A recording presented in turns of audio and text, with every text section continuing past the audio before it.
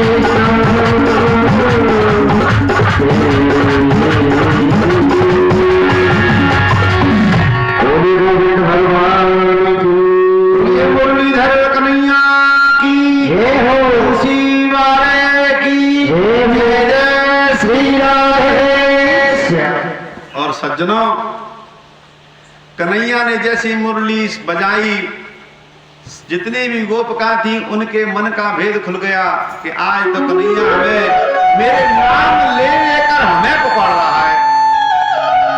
जो गोपी इस मुरली की धुन सुनती और मुरली पे अपना नाम सुनती और दौड़ पड़ रही है कन्हैया की। जैसे कन्हैया जी ने गोपिकाओं को अपनी ओर आते हुए देखा, स्वागतम वो महाभागा प्रियं किं करवाणि वा ब्रजस्यानामयं कश्चित् ब्रूतागमन कारणम्। हे देवियों, तुम्हारा स्वागत है। वास्तव में हे महाभागों, आपके आगमन से मैं बड़ा प्रसन्न हुआ हूं, पर ब्रूतागमन कारण, तुम्हारा इस समय इस जंगल में आना क्या प्रयोजन है? कन्हैया बोले, अच्छा तुमने कभी कहा है पूर्णों को चांद नहीं देखो होगा शरद रात्रि को जंगल में, इसलिए तुम देखने आई हो क्या? रजन्येषां घोर रूपा घोर सत्वानि सेविता। अब देखो, तुमने यहाँ का देख लिया, अच्छा चंद्रमा भी देख लिया, क्या देखा? दृष्टम वनम कुसुमितम राकेश कर रंजितम। यमुना जी के किनारे पर आपने चांद को आज 16 कलाओं से भरपूर देखकर देवियों तुम धन्य हो गई। पर देखो, तुम्हें इस समय यहाँ नहीं आना चाहिए। स्त्रियों को रात्रि में अपने घर को छोड़कर, पति को छोड़कर कभी नहीं जाना चाहिए। जाना चाहिए क्या? नहीं ना। शायद मुझे ऐसा लगता है तुम्हारे पति ते मन भर गो हैं। इतनी रात्रि में यहाँ आएगी तुम बताओ। दोषीलो दुर्भगो वृद्धो जड़ोरोग्य धनो पिवा पति श्रीवीर्नहातव्यम लोके व्यपुसिर्पातति। देखो तुम्हारा अगर पति दरिद्री है, गरीब है, वृद्ध है, तो देखो पतिव्रता स्त्री अपने पति को छोड़कर कहीं अन्यत्र नहीं जाती। देखो तुम्हें ऐसा नहीं करना चाहिए था। सुखदेव जी कहते हैं परीक्षित, पहले तो परमात्मा जीव को अपनी ओर आकर्षित करता है, और जब जीव परमात्मा के बुलाए मार्ग पर चलता है तो परमात्मा उसको पीछे छोड़ देता है, उसको उठाता है कि कैसे भी इस मेरे मार्ग से एक बार ये हट जाए या भ्रष्ट प्रतिज्ञ हो जाए, गिर पड़े। क्यों? परमात्मा चेक करते हैं कि ऐसा तो नहीं है कि इस लोक में संसार की कुछ कामना लेकर ही मेरे पास आए हो। आज मानो भगवान कन्हैया उनकी परीक्षा ले रहे हैं कि अगर ये संसार की कोई वासना लेकर आए होंगी तो मैं इन गोपियों को यहां से वापिस कर। भगवान कहते हैं कि देखो देवियों में एक तुम्हें सुंदर कथा सुनाता हूं, बहुत दत्तचित्त होकर सुनना। एक पतिव्रता नारी थी, घर के आंगन में बैठी थी, चावल बीन रही थी। पति कहीं बाहर से आए तो पति को देखते ही वो खड़ी हो गई, और सज्जनों पति को देखकर खड़ी हो गई। पति ने कहा कि देखो मैं बहुत दूर से आया हूं तो मुझे क्या नींद गर्मी लग रही है। तो पत्नी ने क्या किया कि बीज ना लिया। भाई अपनी तो बाड़ी वही भाषा में ही बताएंगे, बीज नहीं तो कहते अपने नाते, वो लाते का के तब बीज नहीं कहते। हाँ, बीज नाते हवा कर वो प्रारंभ कर दियो। पतिदेव की जैसी हवा वही पतिदेव की लग गई। हाँ, और उनके पैर पे सिर रखकर वो पत्नी सो गई। इतने में क्या हुआ, पतिदेव की पत्नी सेवा कर रही है सज्जनों। इतने में ही नन्ना सा एक उसका बालक अग्निकुंड जल रहा था, उस अग्निकुंड की ओर जा रहा है। पतिदेव ने सोचा कि देखो, पत्नी ने सोचा कि मैं पति को अगर जगाती हूं तो मेरा पतिव्रत धर्म नष्ट हो जाएगा। सज्जनों कन्हैया कहते हैं देवी इतना सोच ही रही थी, एक देर में तुम्हारा पुत्र अग्निकुंड में गिर पड़ा। उसने नेत्र बंद कर लिए और अपने पति के चरणों से प्रेम करते हुए बोली कि देखो मैं तो पतिव्रता स्त्री हूं। सज्जनों गोकृष्ण कन्हैया कहते हैं गोपियों जब पतिदेव की नींद खुली तो जाकर क्या देखा, अग्निकुंड में उसका बालक किलोल कर रहा है। ये होता है पतिव्रत स्त्री का पति परायण होना। तो देवियों तुम इस समय पति को छोड़ के चली आएगी, अच्छी बात नहीं है। हाँ, बड़े आए पंडित जी, हमने समझाए भी भाई। गोपिकाएं टकटकी लगाकर कन्हैया को देख रही हैं, मानो कन्हैया को एक बोले कन्हैया एक हमारी कथा सुन लो। एक गोपी का नया विवाह हुआ, पति उसका प्रदेश के लिए धन कमाने के लिए जा रहा है। पत्नी बोली तुम्हारे बिना मेरा तो मन ही नहीं लगेगो। अच्छा तो ले तू मेरा छाया चित्र ले ले। जाते कहते फोटो दे दियो। अब ऐसा कर, मैं तो प्रदेश जा रहा हूं, तू इस फोटो को देखकर मेरी जो तुझे पतिव्रत की सेवा करनी है मुझसे कर लिया करना। पति चला गया, सुदूर चला गया। सज्जनों पत्नी भी बड़ी अनुरक्ति थी, पति से बड़ा प्रेम करती थी, पतिव्रता स्त्री थी। मैं जो लक्षण बता रहा हूं वो पतिव्रता स्त्री के बता रहा हूं। उसने क्या किया कि डेली स्नान आदि करके पति को स्नान कराती, फिर प्रसाद लगाती, पतिदेव से प्रार्थना करती हे पतिदेव तुम प्रसाद खाओ, और फिर वो प्रसाद पाती। सज्जनों धीरे धीरे बाकी पति की सेवा थोड़ी ने बढ़ गई। एक दिन क्या हुआ, उसका असली पति द्वार पर खड़ा है और वो पति की सेवा कर रही है, फोटो भी। उसने पति ने आवाज लगाई द्वार खोलो, द्वार खोलो, पर वो अपने पति की सेवा में इस समय फोटो की सेवा कर रही थी। तो बताओ कन्हैया उस पतिव्रता स्त्री को क्या करना चाहिए? कन्हैया बोले जब सच्चे पति आ जाए तो फोटो के पति दे दो और सच्चे पति की सेवा करो। गोपिका बोली ले कर लो बात, तुम्हारे मुंह से ही न्याय है गो राधे, आपके ही मुंह से अपने मुंह से ही न्याय कर दिया। कन्हैया बोले कैसे? नहीं समझ में तो नहीं आई। बोले अब हम समझाते हैं, सुनो। गोपिका ज्ञान दे रही है कन्हैया को, ऐसे पति को क्या वरे जो जन्म में मर जाए, बरबरिए गोपाल को चुड़ला अमर है जान। आज कन्हैया को बता रही है कि वास्तविक जीवात्मा का जो पति है वो परमात्मा है, और तो सब कागज के पति हैं, जन्म लेते हैं फिर मर जाते हैं, इसीलिए हमने तो तुमको ही पति। सज्जनों, ये गोपिकाओं के इस भाव को समझ के कन्हैया उनके आगे चुप। अब का जवाब देना? बोले चलो तो फिर रास करना प्रारंभ करते हैं। सारी गोपियाओं के मध्य में कन्हैया ने जैसे ही रास के लिए मुरली को अधर पर रखा, सज्जनों, दो दो गोपी बीच बीच माधव, दो गोपियों के बीच में एक माधव, सारी गोपियां आपस में नृत्य कर रही थी, रास चल रहा था। सज्जनों, रास करते करते करते करते अब तो क्या होता है, राधा रानी के साथ में कन्हैया रास कर रहे हैं, तो राधा रानी, अब सब गोपी को ये लग रहा है कि कन्हैया हमारे संग ही रास कर रहे हैं, और गोपी तो वैसे ही नच रही है। राधे, गोपिकाओं को हो गया मान और राधा रानी को हो गया अभिमान। और सज्जनों, बस कन्हैया को यही अच्छा नहीं लगता है, कभी मान नहीं करना चाहिए। सज्जनों, तासातत सौभगमिदं वीक्षमानश्च केशवम् प्रसमाय प्रसादाय तत्रैवान्तर्धीयत। इतने में कन्हैया ने क्या किया, वहां से गायब हो गए, अंतर ध्यान हो गए। और जैसे ही अंतर ध्यान हुए सज्जनों, अब तो कन्हैया की देखने लगी गोपिकाएं और चारों तरफ देखने लगी, चारों तरफ देखनी कन्हैया कहाँ है, कन्हैया कहाँ है। सज्जनों, अब गोपियों की ब्रह रूपी अग्नि जलना प्रारंभ हो गई। कन्हैया राधा रानी जी को अपने साथ लेकर चल दिए।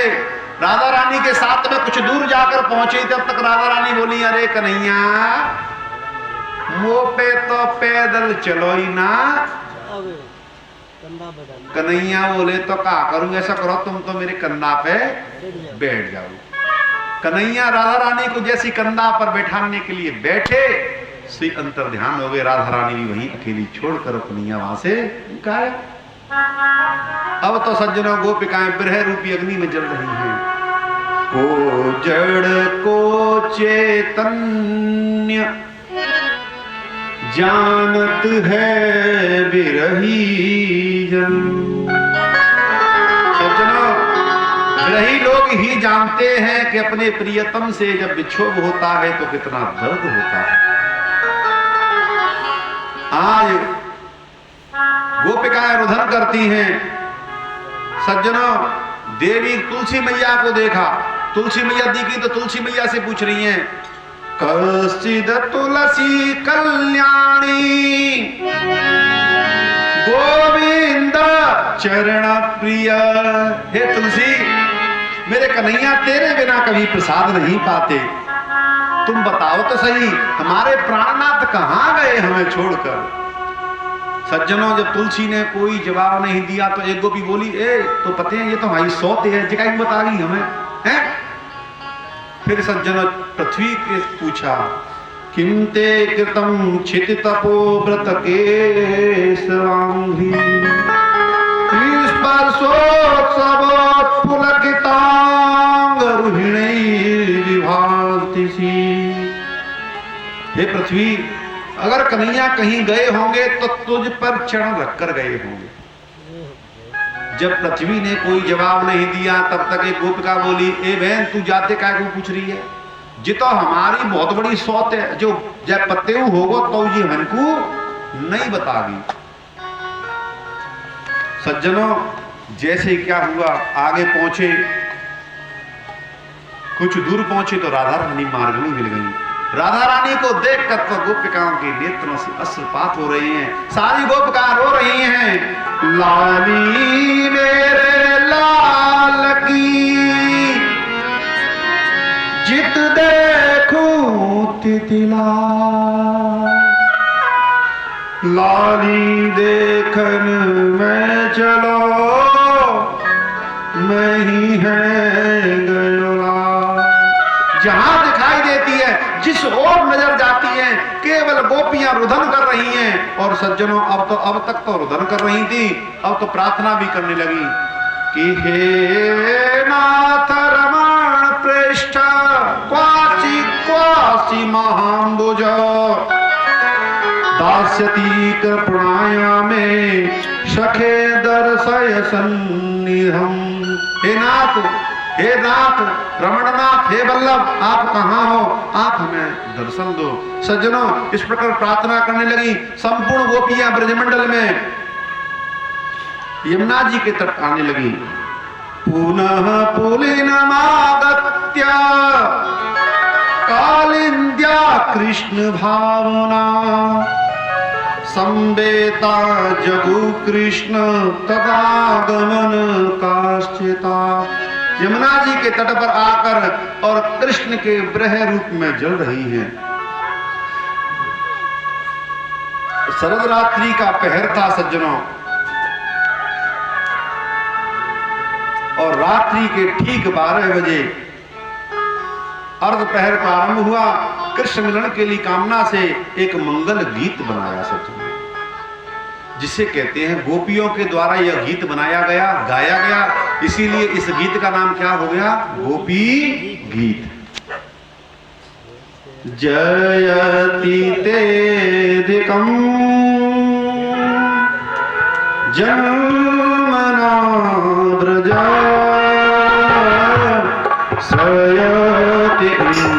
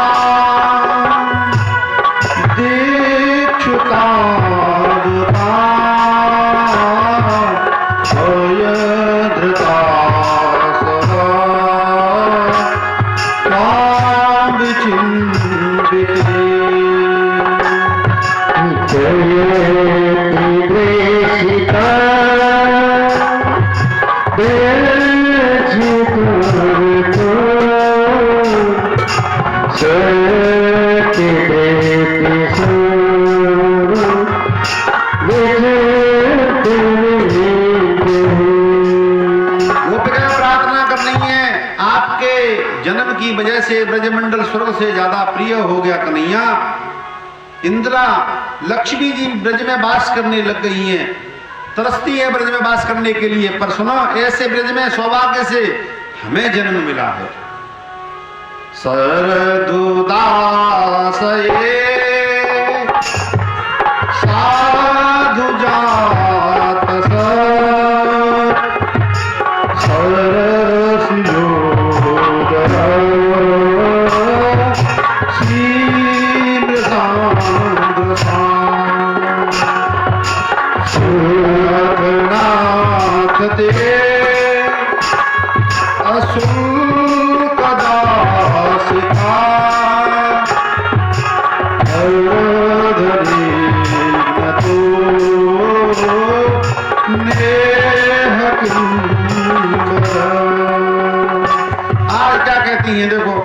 हे प्रभु, हम तो तुम्हारी बिना मूल की दासी हैं।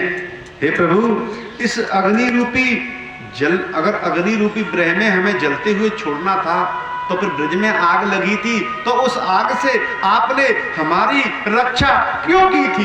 क्यों की थी? विषय जलाप्यया अव्याल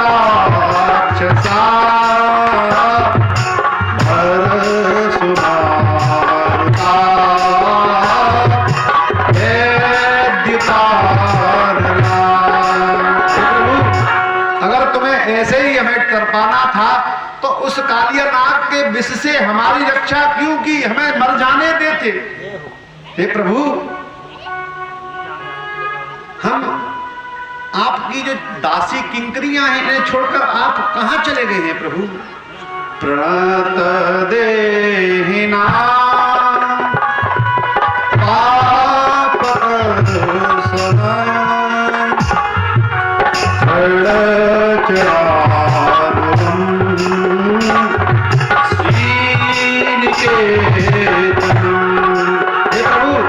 कैसा सुंदर भाव है। देखो, जो शरणागत हैं उनके संकट को दूर करने वाले आपके चरण हैं। अब पापों का शरण आकर्षण करते हैं, तृणों का चरण करने वाली जो गाय हैं उनका आगमन अनुगमन आपके चरण करते हैं, गायों के पीछे पीछे आप चलते हैं। लक्ष्मी का घर आपके चरण है प्रभु, आप उन्हीं चरणों को इस दंडक वन में नंगे पैर लेकर कहां चले गए प्रभु आप? हे प्रभु, हमें छोड़कर आप कहां चले गए? सज्जनों, एक बार क्या हुआ था, मां यशोदा कन्हैया जी को दूध पिलाने के लिए बुला रही थी, पर कन्हैया तो उस समय खेल रहे थे। कन्हैया सज्जनों पादुका नहीं पहनते थे, तो कन्हैया क्या हुआ, तपती जेठ के दशहरा के समय तपती हुई धूप में कन्हैया नंगे पैर चले जा रहे हैं। और सज्जनों, मैया क्या देखती है कि नंगे पैर तपती धूप में ये कन्हैया जा रहे हैं। नीतम नीतम यदि न विनीतम, हे कन्हैया, तुम्हारे चरण तो इसी माखन से भी कोमल है, उन कोमल चरणों को लेकर आप इस दंडक वन में भ्रमण करने गए हैं? नहीं कन्हैया। आज गोपिका क्या कहती हैं कि देखो पुत्र राजा दशरथ है, जिनने अपने पुत्र का वियोग सुनते ही अपने प्राणों को तज दिया, पर हम तो निगोड़ी कैसी हैं कि तुम्हारी याद में तड़प रहे हैं, पर ये प्राण यहां से निकल के नहीं जा रहे हैं। राधे। सज्जनों, तव कथामृतम जीवनम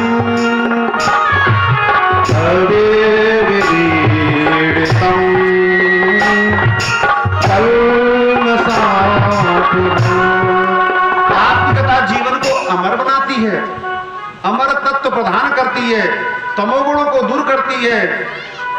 ये बात हम नहीं कहती, बड़े बड़े कवि ऋषि कहते हैं। हमारे प्राण अभी निकल जाए, निगोड़े प्राण शरीर से बाहर नहीं जा रहे हैं। जब तक हृदय में आपकी कथा चल रही है, प्राणों को निकलने नहीं देती। हम क्या करें? आपका चिंतन प्राणों को कैसे निकालें? सज्जनों, अब तक तो ये लीला चल रही थी। एक गोपिका ने कहा करो, एक गोपिका को पटक लिया। आ जाओ ब्रजवासियों, मैंने पूतना पटक ली है। एक गोपी ने क्या किया, सारी गोपियों के कपड़े छीन लिए और बोले देखो मैं ही कृष्ण हूं। मानो कन्हैया की लीला का अनुगमन करने लगी। परीक्षित ने पूछा, महाराज ये क्या हो रहा है? कि महाराज, जब भक्त भगवान के याद में जब तड़पता है तो इसको पागल रस कहते हैं। क्या कहते हैं? हाँ, भगवान की याद में अब तो भगवान की लीलाएं करने लगे। एक गोपिका ने क्या किया, एक गोपिका की टांग पकड़ ली, बोली देख मैंने ये धेनुकासुर पकड़ लिया, और पकड़ के उसको जमीन पर फेंक दिया। अब तो माने गोपियां कन्हैया के याद में दर-दर और गोपियां कन्हैया से प्रार्थना करने लगी, श्याम हमारे दिल से पूछो कितना तुमसे प्यार किया। श्याम हमारे दिल से पूछो कितना तुमसे याद किया। याद में तेरी मुरली वाले जीवन सारा उदास दिया। श्याम हमारे दिल से पूछो कितना तुमको याद किया। याद में तेरी मुरली वाले जीवन